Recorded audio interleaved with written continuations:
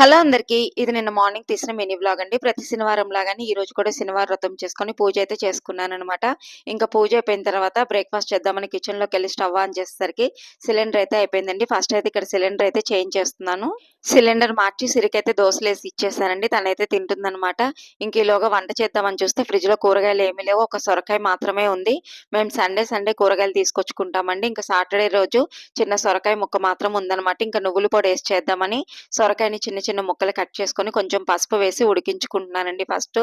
నువ్వుల పొడి కోసం ఎండుమిర్చి, నువ్వులు ముందే ఫ్రై చేసి పెట్టుకున్నాననమాట. మా ఇంట్లో ఎప్పుడు నువ్వుల పొడి రెడీగానే ఉంటుందండి. ఇప్పుడైతే అయిపోయింది. అందుకని చేద్దామనేసి ఇక్కడ పావు కేజీ నువ్వులైతే తీసుకున్నాననమాట.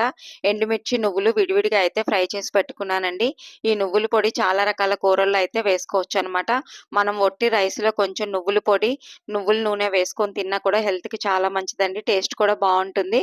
ఫస్ట్ మిక్సీ జార్ తీసుకొని వేయించి పెట్టుకున్న ఎండుమిర్చి, కొంచెం ఉప్పు వేసుకొని ఫస్ట్ ఎండుమిర్చి గ్రైండ్ చేసేసుకోవాలి.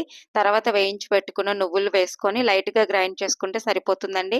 నువ్వుల పొడైతే రెడీ అయిపోతుందనమాట. ఇది ఫ్రిడ్జ్‌లో పెట్టుకున్నామనుకోండి 2, 3 నెలలైనా ఫ్రెష్‌గానే ఉంటుంది. బయటుంటే 1 మంత్ వరకు ఫ్రెష్‌గా ఉంటుందండి.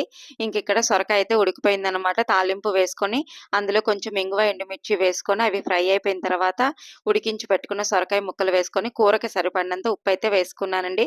ఉప్పు వేసుకున్నాక ఒక 2 నిమిషాలు ఫ్రై చేసుకున్నాక ఒక 3 స్పూన్లు నువ్వుల పొడైతే వేసుకున్నాను. ఇంకా కూరైతే రెడీ అయిపోయిందండి. దాంతో పాటు రసమైతే పెట్టాను. సాటర్‌డే లంచ్ ఇదే.